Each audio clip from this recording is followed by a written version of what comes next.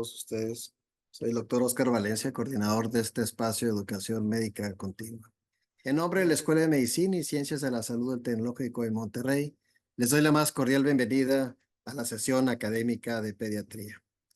Hoy tendremos nuestra tercera plática de neurología pediátrica de este módulo que hemos dedicado durante el mes de junio a temas de neurología en pediatría. Hoy el tema es parálisis cerebral infantil, que será impartido por la doctora Consuelo Ibarra Rodríguez. Parálisis cerebral es un tema que no siempre lo abordamos, pero como pediatras es muy importante que lo dominemos porque somos el primer contacto, somos el apoyo y quien debe coordinar los esfuerzos para el manejo de esta afección. Esta afección que se ve involucrado tanto el tono muscular, también los movimientos y la postura del paciente.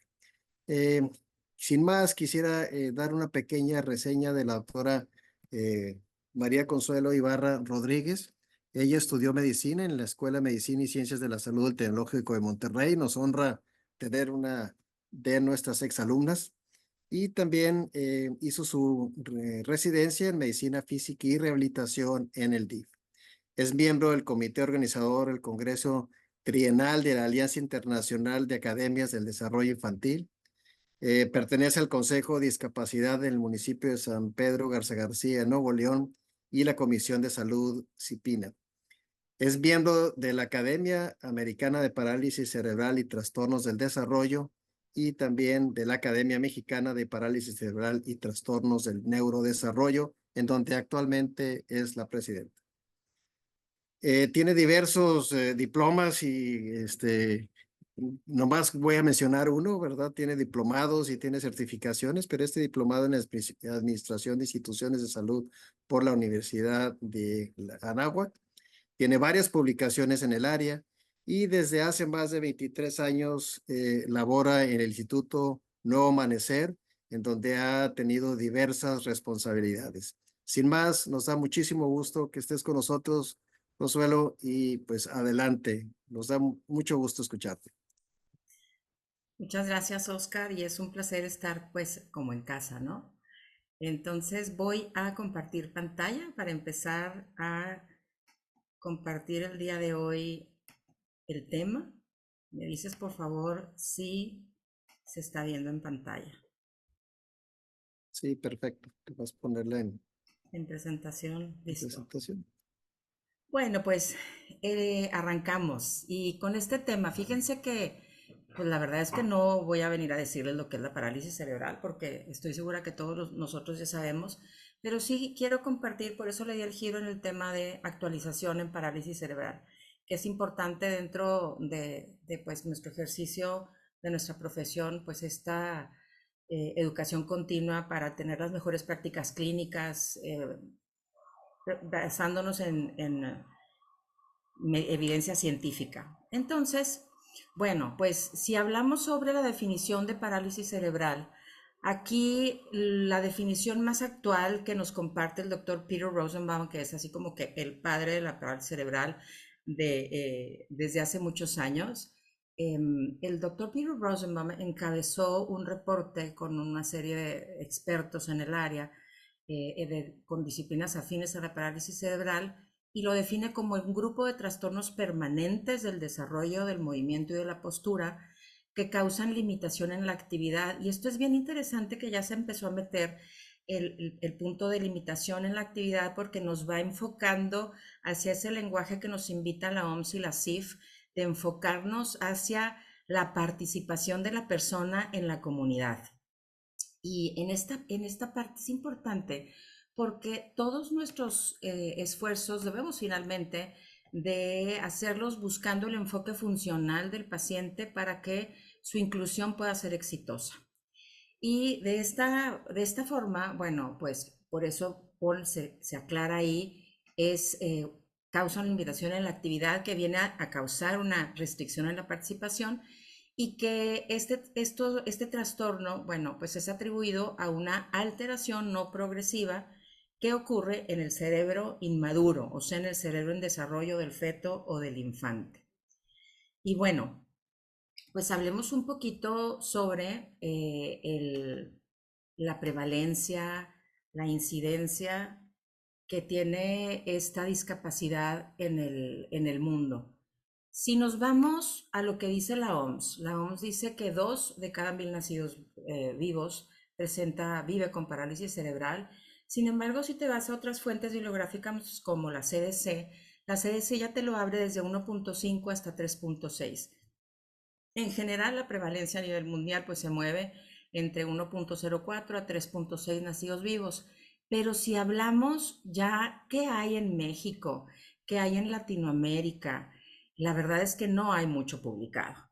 Y en esta parte que no hay mucho publicado, lo que les puedo compartir son 2 estudios muy importantes, recientes, en cuanto a la incidencia de parálisis cerebral y haciendo un comparativo entre high income countries y low income countries, low and middle income countries.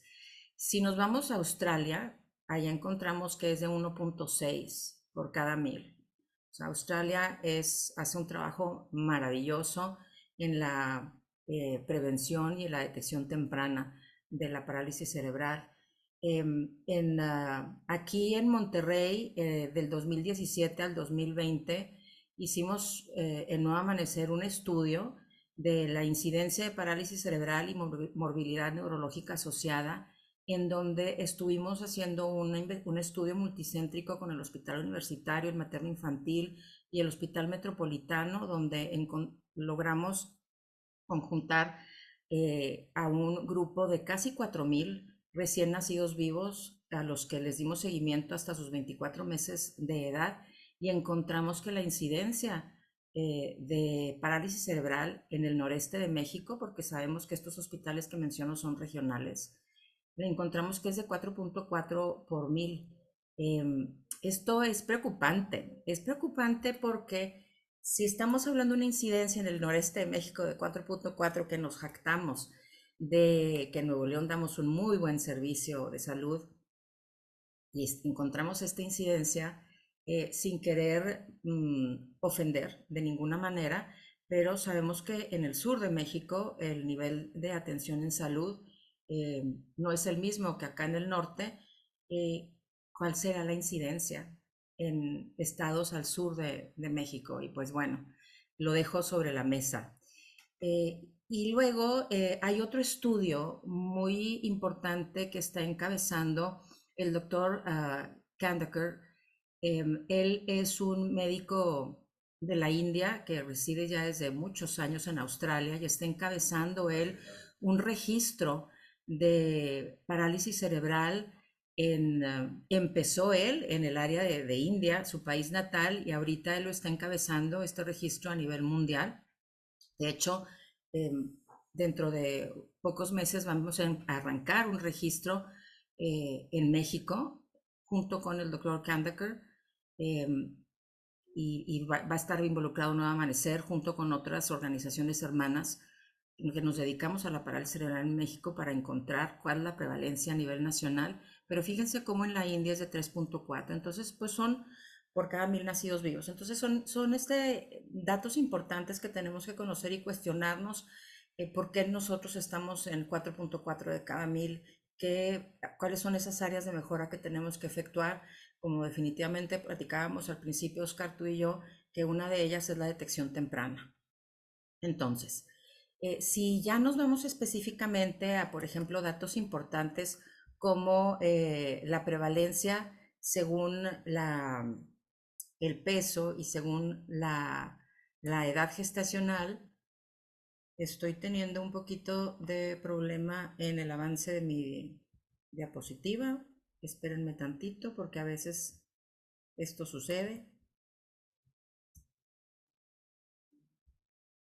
Y cuando a mí me sucede, dejo de compartir y vuelvo a compartir y con esto se arregla. Espero que así sea el caso.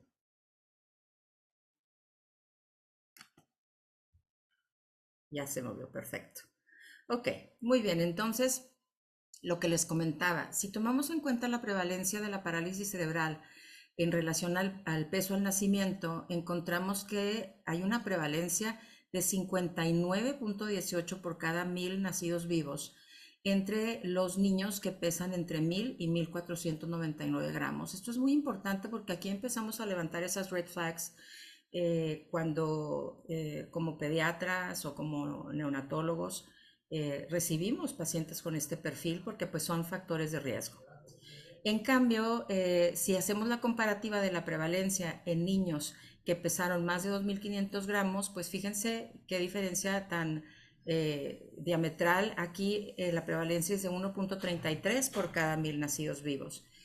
Y si nos vamos a la relación en cuanto a la edad gestacional, aquí también es un factor de riesgo también muy importante porque la prevalencia es mucho mayor entre los nacidos a las 28 semanas de gestación, que es de 111,8 por cada 1.000 nacidos vivos, que tienen un factor de riesgo para desarrollar una PC en comparación con los nacidos vivos a las 36 semanas de gestación, en donde es de 1,35 por cada 1.000.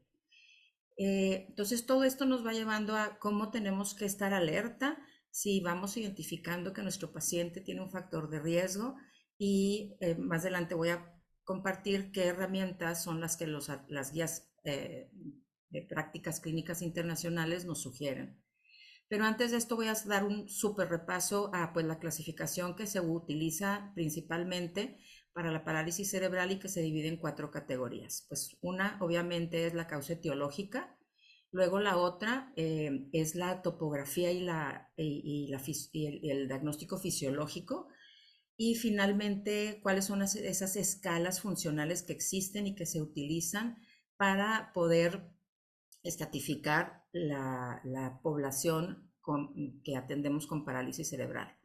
Entonces, pues bueno, yéndonos a la primera, que es la etiología de la PC, sabemos que hay pues 3 principales momentos causales.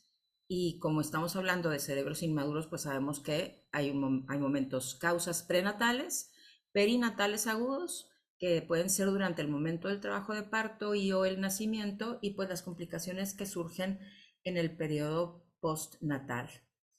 Y aquí esto es un listado, obviamente son factores de riesgo que pueden terminar siendo las causas etiológicas, pero aquí incluyo también una columna de preconcepción. Hay que tomar en cuenta también que puede haber situaciones en la mamá que pueden también ser factores de riesgo para que el producto, el bebé, pueda presentar parálisis cerebral, enfermedades sistémicas crónicas de la madre que no estén bajo un buen control, una malnutrición materna severa, crónica, también puede afectar, la exposición de la madre a elementos tóxicos, envenenamientos, uso de drogas de manera pues crónica e importante, desórdenes inmunológicos que presente la mamá, como serían pues dentro de la primer ítem de enfermedades crónicas sistémicas. Y fíjense qué interesante abajo el estrato socioeconómico bajo. Esto también influye porque definitivamente una de las principales situaciones ahí que entran pues es el acceso a la información, la educación, el acceso a una atención en salud de calidad, y vaya, un sinnúmero de desventajas que presenta un estrato socioeconómico bajo que finalmente puede llegar a ser un factor de riesgo para que la madre pueda, que su hijo nazca con una lesión que termine finalmente en una parálisis cerebral. Y bueno, pues ya en factores prenatales, perinatales y postnatales estoy muy segura que todos estamos relacionados en estos factores de riesgo. Sabemos que hay un porcentaje creciente, se está identificando el rol genético de la parálisis cerebral dentro de las causas prenatales, pero también sabemos que hay otros factores ya muy establecidos, como por ejemplo infecciones intrauterinas, la exposición, sobre todo platicamos como citomegalovirus es tan común y pasa como una gripa inadvertida durante el embarazo. A veces no es tan obvia como a ver una mamá que tuvo rubiola o que tuvo Zika, porque también esto ahora entra, este, y si ocurren sobre todo en la primera mitad del embarazo, puede haber afectado en el desarrollo cerebral, en la parte de la proliferación y la migración neuronal, y esto va a causar disgenesias cerebrales. Eh, Otro prenatal ejemplo puede ser el de los accidentes cerebrovasculares fetales, en donde luego vemos clínicamente que el niño tiene una hemiparesia espástica y bueno, es importante conocerlos para buscarlos. En cuanto a factores perinatales, pues sabemos que el embarazo múltiple no per se es el factor de riesgo, pero lo que implica es que puede haber un parto prematuro. El paciente puede ser de bajo peso, como ya vimos ahorita los datos de prevalencia que acabo de compartir. Un parto distóxico que finalmente pueda causar una asfixia neonatal, una hipoxia. También eso va a ser un factor de riesgo perinatal. Y en cuanto a los postnatales, pues sabemos que un síndrome de distrés respiratorio en el recién nacido, un producto prematuro, que sabemos que el sangrado es un alto riesgo. Bueno, pues cuando tenemos una hemorragia intraventricular entre mayor grado, pues más probabilidad sabemos que luego eventualmente puede desarrollar una leucomalacia periventricular que termine en el diagnóstico, confirmando un diagnóstico de parálisis cerebral. Y bueno, otro tipo de causas pueden ser infecciones generalizadas como una meningitis, kernicterus, convulsiones neonatales, no por la convulsión per se, sino por lo que la causa. Y pues esta es una serie de factores de riesgo que nos podríamos extender mucho más, pero que voy a adelantar a sí, aquí a esta siguiente diapositiva en donde quiero compartir pues que no solo es el factor de riesgo per se lo que debemos de tomar en cuenta, sino también en el momento en el que está ocurriendo ese factor de riesgo. No es lo mismo que ocurra al inicio del embarazo a que ocurra hacia el final del embarazo. El sitio anatómico que se afecta va a afectar luego para la presentación clínica de la discapacidad. No es lo mismo que afecte un pequeño área geográfica del cerebro a que afecte de manera generalizada, si es una lesión uni o bilateral. Y luego esto es bien importante, el entorno de experiencias en el que posteriormente se desarrolla la persona. Es definitivo que un entorno enriquecido que estimule la neuroplasticidad del recién nacido le va a dar un pronóstico funcional mucho, mucho, mucho mejor que aquel niño que no es expuesto a un entorno enriquecido, como hablábamos sobre esos factores de riesgo. Si es un niño que tiene la dicha de nacer en una familia con muchos recursos, en donde se preocupan de darle esas diversas y valiosísimas experiencias en diferentes sentidos, en donde se estimula su neuroplasticidad. Lo comparamos contra un mismo niño que tiene ese mismo tipo de lesión, pero que está en una casa en donde está todo el día en la cuna sin ninguna estimulación, o que está en una guardería, o que está en un orfanato, en donde pues sí lo cuidan y cuidan sus necesidades básicas, pero no se da esa estimulación. El pronóstico funcional es distinto y está comprobado que esto es un factor que impacta. Oigan, entonces ya platicamos sobre la parte etiológica y ahora vamos a hablar sobre la clasificación topográfica y fisiológica. Y aquí les comparto que el lenguaje en el que actualmente eh, nos está invitando la Alianza Internacional desde hace muchos años a hablar es utilizando la clasificación de Surveillance CP Europe. Surveillance CP Europe encabezó un registro para PC en Europa y son los que encabezaron la propuesta de esta clasificación de parálisis cerebral para poder todos hablar un lenguaje universal. Y entonces aquí este algoritmo es muy sencillo y lo que nos invita es, bueno, hay una alteración persistente en donde el tono muscular se incrementa en uno o más extremidades. Tienes la respuesta de sí, Y entonces, pues te preguntas, ok, ¿está afectando solamente una parte del cuerpo o ambas? Si está afectando ambos lados del cuerpo, estás hablando que es una parálisis cerebral espástica bilateral. Solo está afectando un lado del cuerpo, pues entonces la clasificas como una parálisis cerebral espástica unilateral y pues ahí pondrías el apellido PC espástica unilateral derecha, PC espástica unilateral izquierda. Luego, si tu respuesta es que no hay un aumento en el tono, porque el tono es variante, si tu respuesta es sí, sí es variante, entonces estamos frente a una parálisis cerebral disquinética. Y entonces ahí desdoblamos qué tipo de movimiento anormal está ocurriendo. Y entonces cuando vemos que el tono tiende a aumentar y por ende la actividad del paciente está disminuida, estamos hablando sobre una parálisis cerebral distónica. Y aquí ya sabemos que son movimientos involuntarios en donde el tono está fluctuando y que esos movimientos son bruscos, son repentinos, no están controlados.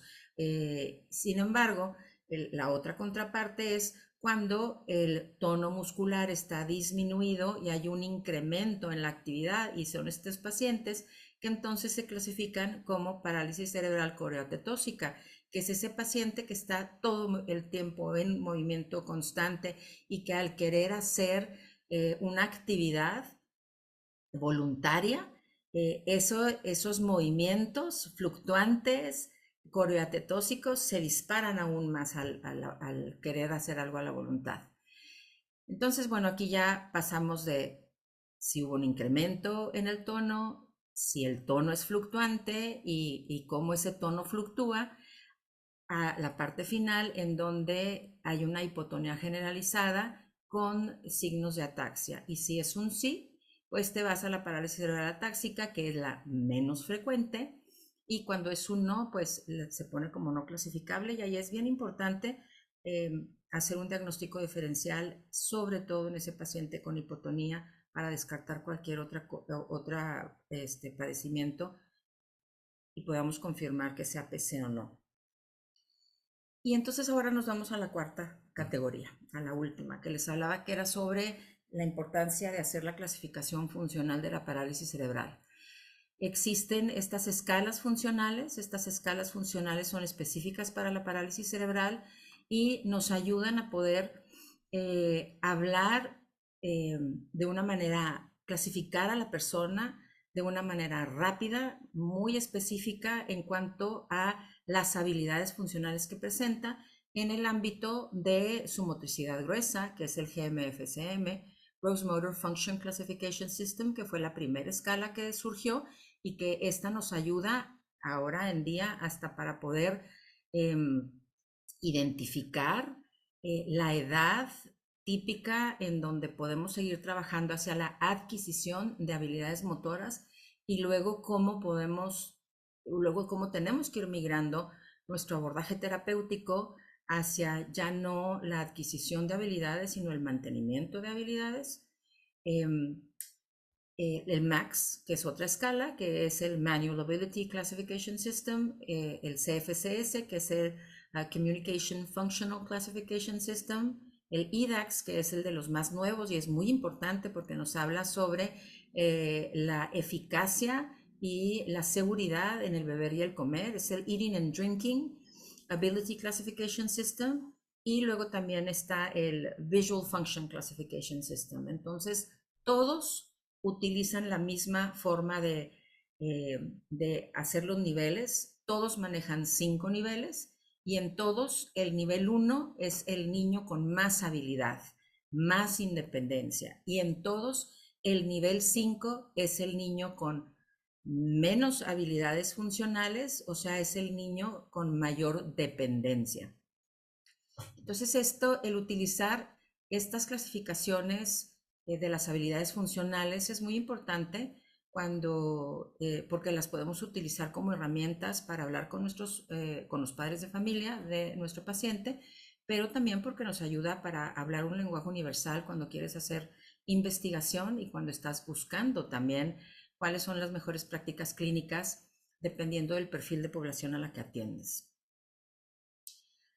Ahora, si ya nos brincamos a hablar sobre, ok, ya me hablaste sobre la prevalencia, la incidencia en México, en el noreste de México, ya me hablaste sobre cuáles son las principales clasificaciones y hablando sobre la etiología, pues vamos a hablar sobre el diagnóstico, ¿verdad? Todo empieza, como sabemos, con una buena historia clínica en donde identifiquemos esos factores de riesgo para nuestro paciente, para poder hacer un diagnóstico temprano, una referencia oportuna.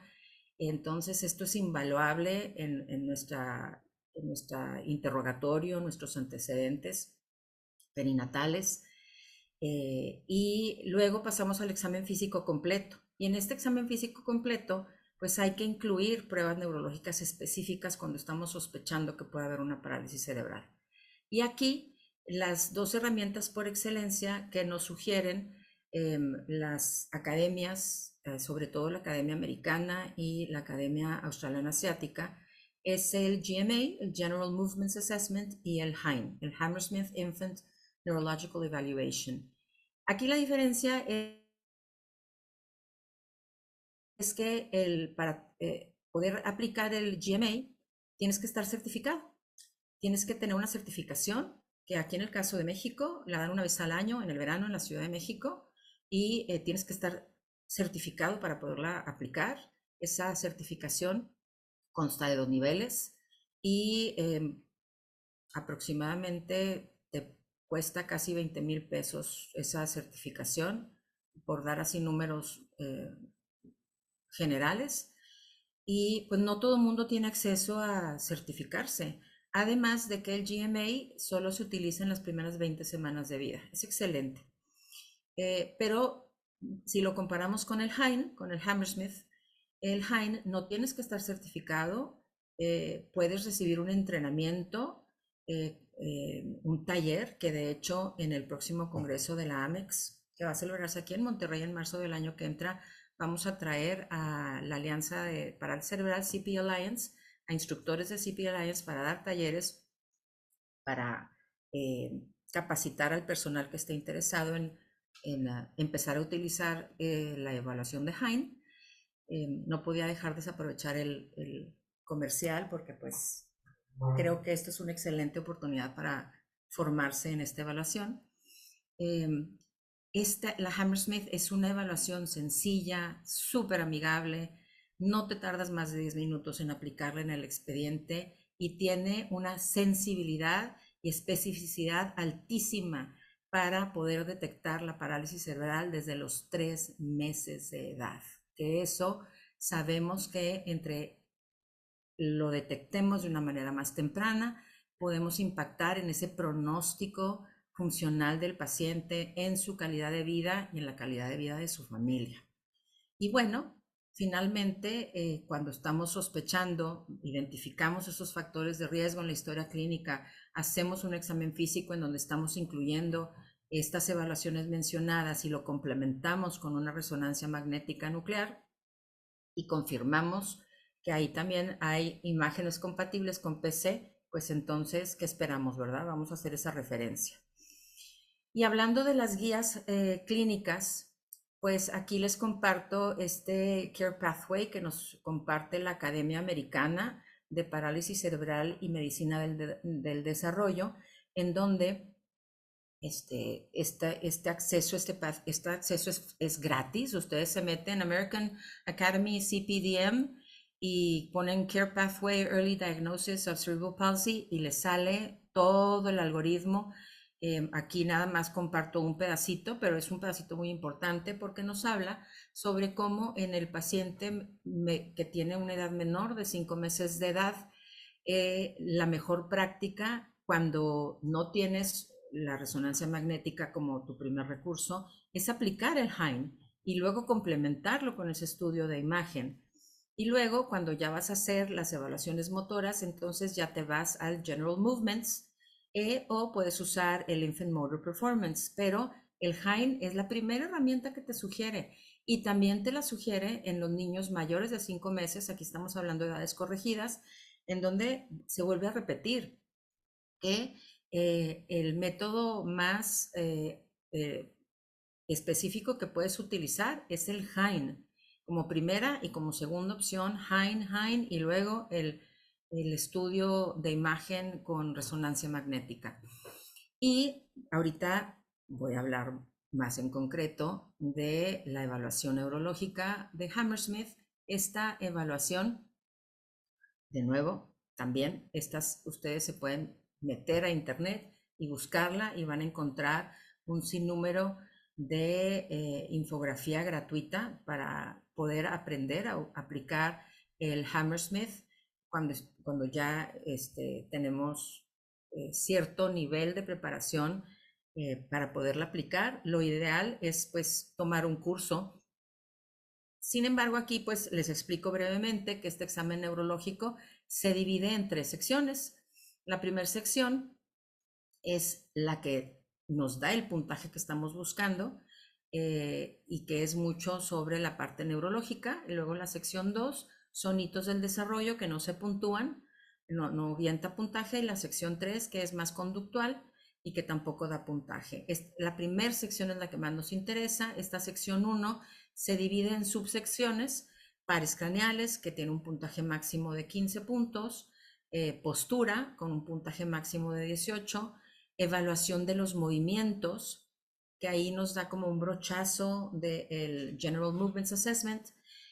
Luego tiene la subsección de tono, que tiene un puntaje máximo de 24, reflejos primitivos con un puntaje máximo de 15 para dar un total máximo de 78 puntos. Además de dar este máximo de 78 puntos, en donde es importante mencionar que las puntuaciones van de 0, 1, 2 y 3, siendo el 3 la mejor calificación y siendo el 0 pues la peor calificación. Además de este puntaje, también vas anotando asimetrías, la cantidad de asimetrías que observas mientras estás haciendo las subsecciones. Y entonces ya que terminas de hacer la evaluación y hacer la sumatoria del puntaje, luego la misma evaluación, voy a hablar, esta tabla está muy cargada, pero es muy importante porque nos habla sobre cómo ha evolucionado Hein y cómo ha sido estudiada y cómo cada vez se ve el mayor uso y aplicación que podemos dar, porque fíjense cómo esta evaluación aquí está dividida entre si la aplicaste edades corregidas, remarcando, siempre corregimos edad, si estamos aplicándola a los 3, 6, 9, 12 y 18 meses de edad. Y aquí es el puntaje que tú logras cuando son niños de término que están teniendo un desarrollo típico. Entonces, el promedio es que para un niño de 3 meses de edad, la calificación esperada fluctúa desde un 62.5 a un 69, y así se va. La calificación de 73 para 6 meses, 76 para 12 meses, 78 para 18, pero luego te da estas columnas en donde si tienes bebés que fueron late preterm o very preterm, que tienen un bajo riesgo, entonces aquí ya una vez que haces la edad corregida, te da las calificaciones que pueden tener, que puedes esperar si tu niño fue extremely premature. Y lo que ya esta quinta columna es bien importante porque definitivamente te dice, si el puntaje de Hein fue menor de 56 a los 3 meses, si el puntaje de Hein fue igual o menor a 59 a los 6 meses, un puntaje de Hein de 62 o menor a los 9 meses, y así se va, el riesgo para poder presentar una parálisis cerebral, fíjense la sensibilidad y la especificidad que te da. A los 3 meses, una sensibilidad del 96% con una especificidad del 85%. Es una excelente herramienta que tenemos a nuestro alcance para poder aplicar en el consultorio y para poder detectar oportunamente un riesgo, un alto riesgo de parálisis cerebral y hacer esa referencia. ¿Y cuál es el takeaway súper más importante que yo les diría?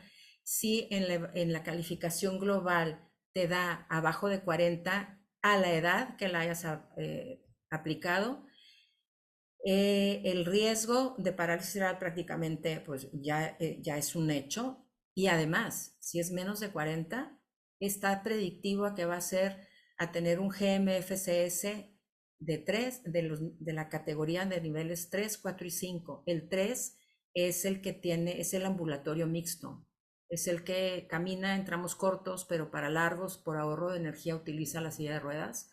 Y el 4 y 5 es el no ambulatorio. Entonces son herramientas que tenemos a nuestro alcance, y fíjense qué belleza, porque aquí en esta gráfica hasta te lo da de una manera mucho más amigable de ver. ¿Qué es esta gráfica? Aquí están los puntajes de Hain y aquí están la edad de 3, 6, 9, 12, 15 y 18 meses, repito, edad corregida.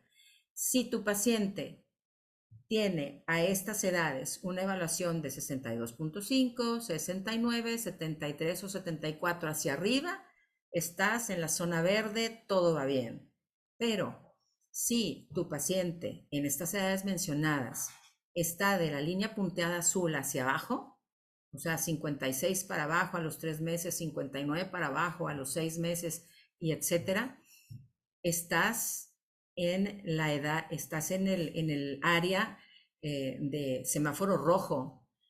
Refiere a tu paciente con el neuropediatra, refiérelo con un médico en rehabilitación pediátrica, refiérelo a un centro que se dedique a la atención de niños con trastornos del neurodesarrollo, porque ese niño está con una alta probabilidad de terminar con un diagnóstico de parálisis cerebral. Y si está tu paciente en esta zona gris, en las edades en las que está mencionado, pues es un paciente que tienes que tener súper cerquita, bajo tu observación, y en donde ya tienes que irle sugiriendo, darle coaching sobre la estimulación de los hitos del desarrollo, y o también referirlo, como sucede en países de alto ingreso, en donde cualquier niño que tiene un factor de riesgo ya es causal para poderlo referir. Tengo que acelerar porque veo que ya me queda poquito tiempo. Aquí, ¿qué es lo que les quiero compartir? Pues publicaciones en donde nos valida el uso de la herramienta de Hain. Por ejemplo, en este artículo de revisión del Hain sobre las evaluaciones de infantes que posteriormente desarrollaron parálisis cerebral, que fueron evaluados en el primer año, fíjense cómo esos bebitos tuvieron un Hain inferior de 40 a los 3 y a los 6 meses, y eventualmente se les diagnosticó una PC espástica bilateral con un GMFCS de 4 y 5, y o una diplejía GMFS nivel 3. Bebés que tuvieron puntuaciones entre 40 y 60 desarrollaron una diplejía GMFS 1 o 2 o una EMI 1 o 2, pero fíjense qué importante que hubo un 26% que cayeron en el espacio gris a los 12 meses de edad, porque ahí el 67 es el área gris, y de esa área gris 26% desarrollaron una hemiplejía. Y respecto a el puntaje de las asimetrías, un puntaje mayor de 5 de asimetrías, junto con un puntaje global del Hain por abajo de 63, te da una sensibilidad de 91.8%, una especificidad del 100% para poder identificar una EMI, una hemiplejía, una parálisis cerebral hemipléjica versus el desarrollo típico. Entonces, usemos esta evaluación. Es una evaluación, como les digo, que ha sido muy estudiada a lo largo del tiempo, y la tenemos a nuestro alcance y aplicarla en el consultorio. Les decía más adelante que ya una vez que aplicas el Hain, y si tienes a tu alcance estudios de imagen, MRI, hay una clasificación ya establecida para evaluar a un paciente con PC. Y estas imágenes, claro, esto le compete más pues al radiólogo, pero pues hay que conocerlo. Se dividen en 5 principales grupos las imágenes cerebrales que observamos: malformaciones, lesiones predominantemente de sustancia blanca o de predominantemente de sustancia gris, lesiones misceláneas, y también puede haber que puede suceder hasta en un 20% de los casos que la resonancia salga normal. ¿Qué tipo de imágenes son las que principalmente podemos ver? Pues sobre todo en las lesiones de sustancia blanca vemos que la leucomalacia es la principalmente que vemos. Y la leucomalacia difusa es en el 90% de los casos, que observamos principalmente en aquellos sobrevivientes de muy bajo peso al nacer, que seguramente también son preemies. Y en otro tanto vemos de lesiones de sustancia gris, pues afección de ganglios basales, que esos son aquellos pacientes que vamos a tener la clasificación disquinética, o también podemos tener una imagen de un infarto cortical focal que puede coincidir con clínicamente un paciente hemipléjico, o como les decía, hasta en un 20% que no se ve ninguna anormalidad y que sabemos clínicamente que sí se manifiesta como una parálisis cerebral. Entonces, ya queriendo ir cerrando por cuestiones de tiempo, sabemos que pues, las condiciones asociadas a la parálisis cerebral nos dan alteraciones en el control motor grueso y fino, en nuestra coordinación motora, y esto nos afecta pues, en nuestro tono, nuestro equilibrio, nuestra postura, para poder tener libertad en la forma en que nos movemos, y que esto pues, nos va a dar una serie de condiciones secundarias en donde podemos tener un déficit oromotor que nos va a afectar en nuestra seguridad y nuestra eficiencia al beber y al comer. Nos va a dar un déficit en nuestra comunicación verbal que tenemos que atender de manera temprana, con el apoyo o no de sistemas alternativos y aumentativos para la comunicación. También podemos tener trastornos neurológicos como epilepsia, problemas osteomusculares que tenemos que detectar de manera temprana, hacer una vigilancia de cadera espástica y o escoliosis, porque merman mucho la calidad de vida del paciente por cuestión de dolor.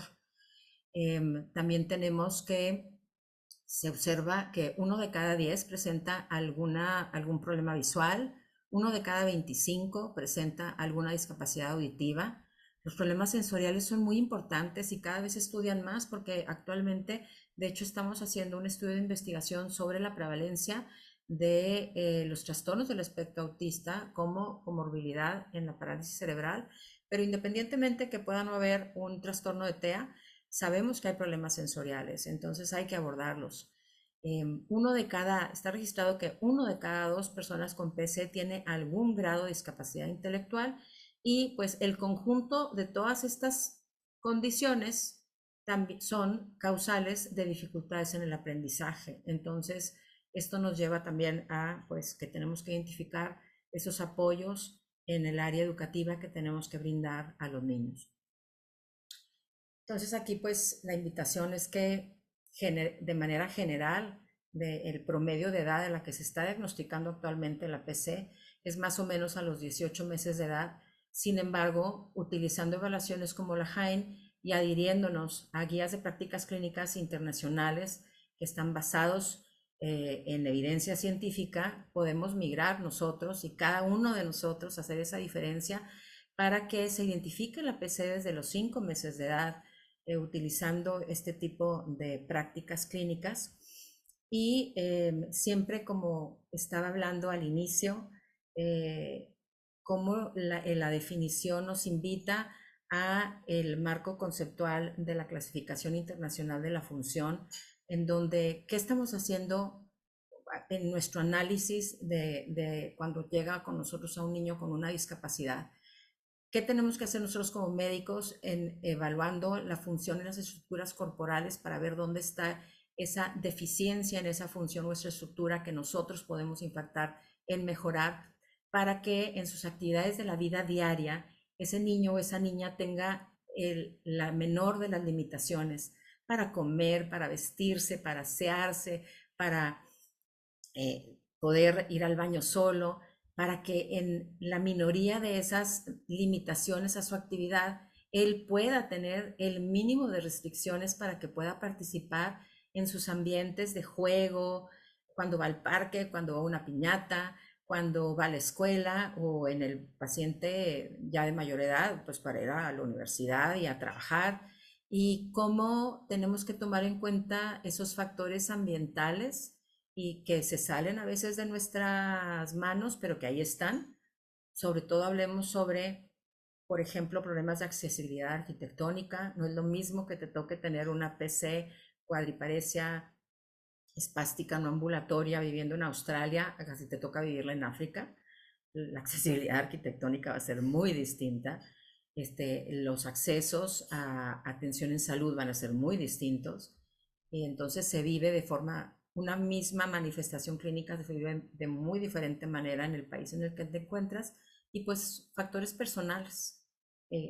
¿Cuál es mi capacidad económica para atender? Mi nivel educativo, el de mis papás, ¿verdad?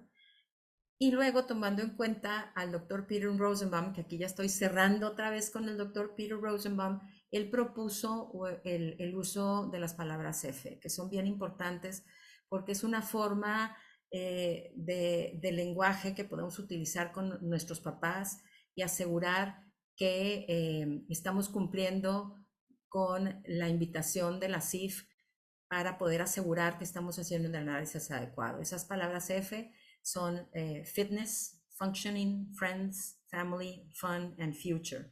Entonces, ¿qué estamos haciendo nosotros en el equipo de atención multidisciplinario para el abordaje integral de nuestro paciente con parálisis cerebral respecto a estas palabras F, para asegurarnos que estamos en verdad trabajando para que nuestro paciente tenga la mayor participación dentro de la comunidad en la que vive y podamos verdaderamente estar hablando sobre trabajar hacia la inclusión de la persona con discapacidad en la comunidad. Tomemos en cuenta que los costos de la parálisis cerebral son altísimos. Esto es un artículo que se publicó en el 2003. Es lo más que he encontrado sobre cuáles son los costos esperados de vida en Estados Unidos. Fíjense, 11.500 millones de dólares en su vida. Y aquí se dividen entre los gastos directos por la atención de cuestiones de salud, pero también esos gastos indirectos porque esa persona pues no va a tener la misma productividad que una persona sin PC, y es bien interesante cómo depende de nosotros pues el ir bajando esos costos de vida para personas con discapacidad. Y con esto termino, Oscar, la presentación, repitiendo que si están interesados en algún taller, en el taller de Jaén que va a ofrecer la Cerebral Palsy Alliance, vamos a tener cursos precongreso, talleres precongreso para esta capacitación. Y no podía dejar de compartir fotos de niños en Nuevo Amanecer que atendemos en el día a día y que nos iluminan nuestro trabajo y nos motivan a hacer lo que hacemos, y que aquí quise aprovechar la oportunidad de compartírselos. Muchísimas gracias a todos por su atención. Muchísimas gracias, Consuelo, por esta panorámica tan interesante y tan completa que nos has brindado, y nos has dado luz para tener esta reflexión y decir, bueno, qué es lo que estamos haciendo y qué más podemos hacer. Pues bueno, pues muchas gracias. Tenemos muchísimas preguntas. Voy a tratar de hacerlas lo más rápido posible para que alcancemos muchas de ellas. Anteriormente, la causa a la que se asociaba era eventos perinatales, la asfixia perinatal, pero realmente, ¿cuáles las principales causas de todas las que nos mencionaste? Porque nos mencionaste un cuadro muy, muy amplio. Fíjate que esta es una muy buena pregunta, Oscar, porque si te vas a publicaciones de países high income countries, la principal causa no es la hipoxia perinatal, son causas prenatales, en donde se observa que son mucho más agudos en hacer estudios de storage, hacer un perfil genético, y si lo comparas con low and middle income countries, la principal causa sigue siendo problemas de hipoxia perinatal. Entonces, yo te diría que esas son las dos grandes. Aquí en México, que pues estamos en low and middle income countries, la principal causa sigue siendo problemas de hipoxia perinatal, que Muy bien. esperemos que podamos ir impactando poco a poco con nuestras buenas prácticas clínicas para disminuirlo. Gracias. Otra de las preguntas es de las 5 clasificaciones que nos presentaste de 5 clasificaciones funcionales. Ajá, Estas son más descriptivas que diagnósticos. así es. Y ustedes, por ejemplo, usan las 5 clasificaciones o depende de qué estén hablando o en el expediente ya general del paciente, ¿qué utilizan? Nosotros en el expediente, en nuestro sistema de expediente electrónico que utilizamos en Nuevo Amanecer, utilizamos las primeras 4. Estamos en vías de implementar la última, que es la de Visual Function Classification System, pero las otras 4 las utilizamos en todos nuestros pacientes y esto nos ayuda a poder hacer un análisis estratégico del perfil de la población que atendemos porque definitivamente la estrategia de atención es muy distinta para si tu población domina en los niveles 1 y 2, que son los de mayor independencia, que si tienes una mayoría de pacientes no ambulatorios. Entonces, sí, no son diagnósticos, son de clasificación de habilidades funcionales y sí, las utilizamos en todos nuestros pacientes. Un pediatra puede utilizar Hain sin tener el taller. Digo, obviamente mencionaste que era recomendable que tener el taller, pero alguien que no tenga acceso lo puede utilizar o realmente es muy difícil que lo haga bien. Un pediatra sí puede usar el Hain, puede meterse a justo googlear Hammersmith Infant Neurological Evaluation y hay una página de McKeith Press que comparte muchísima información y si hace una lectura con conciencia sí lo puede hacer porque ¿qué son las cosas que evalúa? Evalúa pares craneales, evalúa el reflejo de Moro, el tónico asimétrico de cuello, el tónico simétrico de cuello, el reflejo de paracaídas, el signo de la bufanda, hipertonía, hipotonía, patrón en tijera, hitos del desarrollo, son cosas que como pediatras ya manejan. Solo que bajo Hain está en una estructura específica que da puntaje, que eso es lo que usualmente no lo hacemos en el día a día. No estamos puntuando la calidad del moro, ni estamos puntuando, y eso es lo que nos invita Hain, a darle ese puntaje. Bien, Entonces, sí se puede, es mejor con un curso, pero sí se puede. bien. Y nos comentabas que nos toma 10 minutos hacer ese examen, ¿verdad? Sí, Eh, máximo 10 minutos cuando ok, ya tienes práctica. ok. Y el taller, ¿cuánto tiempo requiere, por ejemplo, ahora que alguien quiera tomar ese taller con ustedes en marzo? ¿Cuánto El, tiempo dura ese taller? el taller tiene una duración de 4 horas y vamos a tener 2 horarios en, los talleres precongreso, que son el miércoles 5 de marzo. Los talleres precongreso, la sede va a ser en el Nuevo Amanecer y va a haber un taller en la mañana y un taller en la tarde. Tiene un cupo máximo porque la capacidad máxima es de 30 personas. Y bueno, pues sí, esa es la información del taller. Muy bien. Bueno, otra de las cosas es que este prueba es entre los 3 y los 18 meses, ¿verdad? Está limitado básicamente a que se realicen esas edades, ¿así es? Así esa es la edad. Un pediatra que esté en un lugar donde no tiene acceso a centros como donde tú trabajas, ¿cuál sería la recomendación? O sea, en un poblado pequeño y ¿cuál sería el abordaje? Fíjate que en el caso específico de Nuevo Amanecer sí tenemos un programa de atención a distancia para nuestros pacientes foráneos.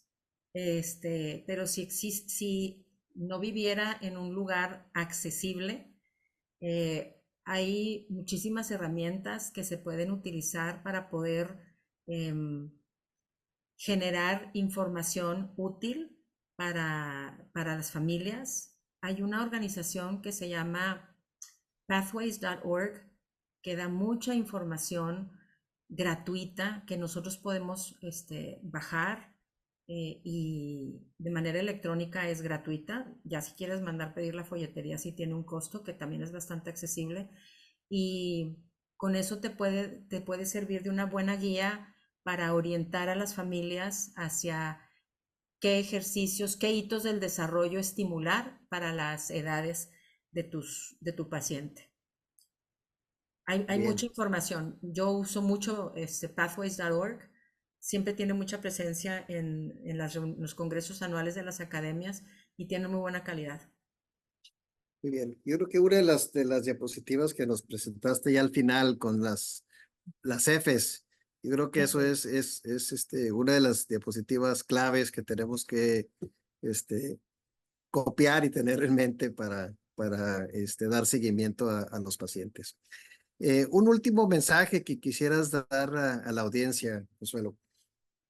Sí, Oscar, gracias. Pues ya nada más cerrando, yo creo que el principal mensaje que llevaría es que ustedes como pediatras tienen esa responsabilidad de identificar esos factores de riesgo en el perfil de la población que atienden. Ustedes son quien reciben esos bebés.